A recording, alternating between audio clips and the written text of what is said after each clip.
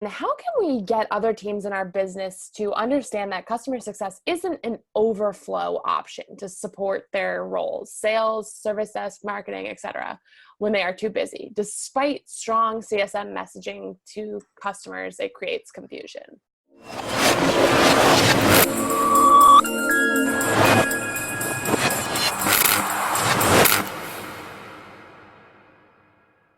So first of all, create a very, very clear role definition. If there's any murkiness, clear that out, okay? I think sometimes there's no clear customer life cycle. I've seen it again and again where we think that we know what the CSM role is, but there's no clear customer life cycle map, no clear activities that each CSM should be doing with the customer on a regular basis. And so then if there's no clear things that we're supposed to do each year, and that's what our role, part of our role definition, then it could be anything. So no wonder you're being given tasks. So take a look at that and say, do I really have a clear customer life cycle map? And can I share it back with the team members so that they know I'm already busy? Don't throw this stuff at me. If there are additional activities that are being thrown at you, have a conversation with those teams, say, and really clarify that RACI chart. Who should really be doing that if it's not you? You know, sit down with those folks and explain to them why you don't have time to do it, or you shouldn't be doing it, and who should be doing it, because clearly it needs to be done. Also, the content is very specific.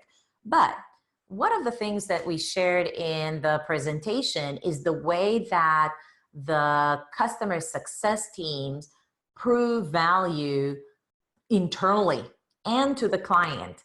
So this is an example of how did they measure outcomes rather than customer satisfaction.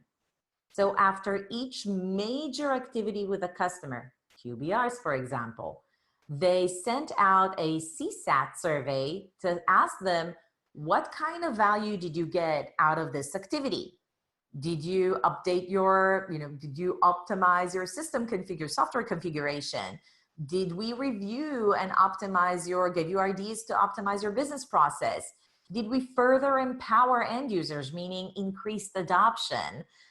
Did we turn on new features, meaning promoted, the breadth and depth of product adoption?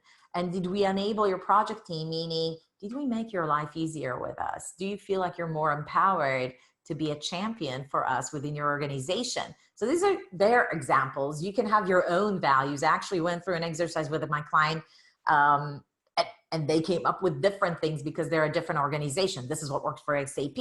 But it's just a great example of, look, if you track this over time, you can say, hey, clients where we have done these activities, this is the type of, we show that we have more new feature adoptions than those that don't. And here's the proof. Get proof, collect the data, show value, prove value, not just to your customers. I mean, this is great to even show to a customer, but prove it internally. If you're getting into this muck situation where everybody just throws stuff at you, they probably don't get what you're really supposed to be doing.